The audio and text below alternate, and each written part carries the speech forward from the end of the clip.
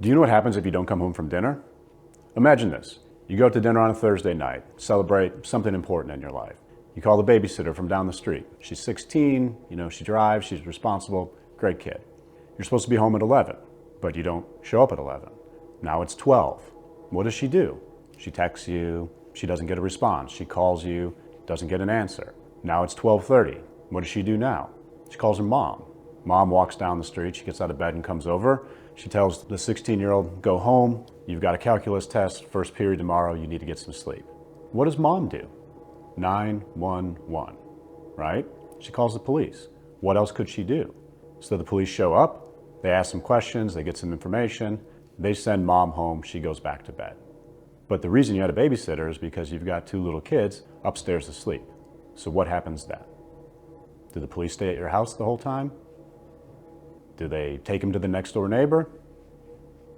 The police call Child Protective Service and your kids essentially go into DFACS until they can figure it out.